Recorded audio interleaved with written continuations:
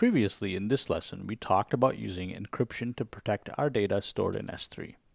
The importance of ensuring that S3 buckets are configured securely cannot be understated.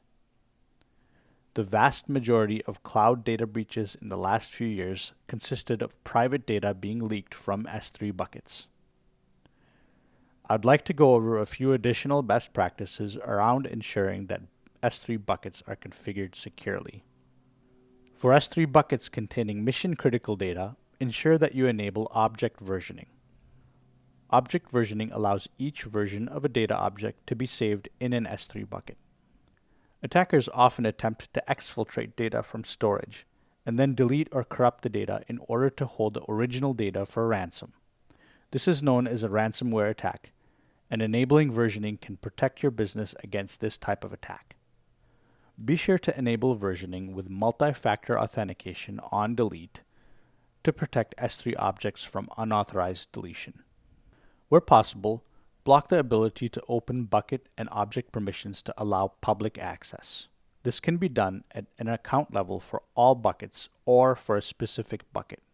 Exceptions to this recommendation include hosting static websites in S3.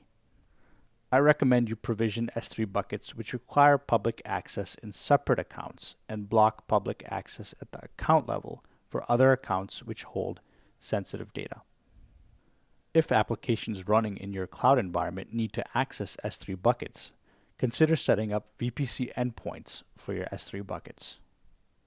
VPC endpoints allow API calls from applications to stay in the private VPC space without need to access the internet.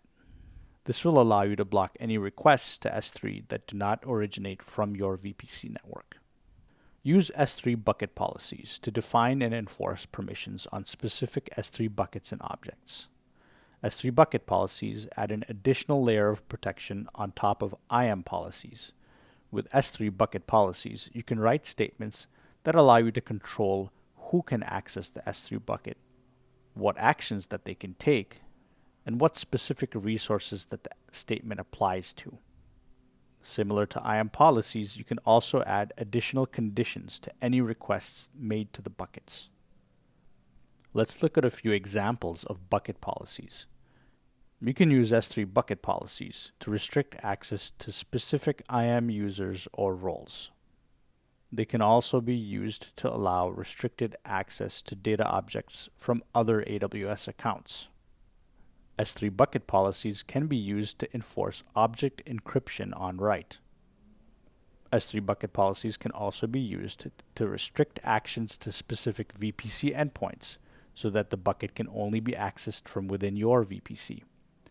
Combining a good encryption strategy with the S3 best practices that we looked at will ultimately lead to your data being secure and protected in the cloud.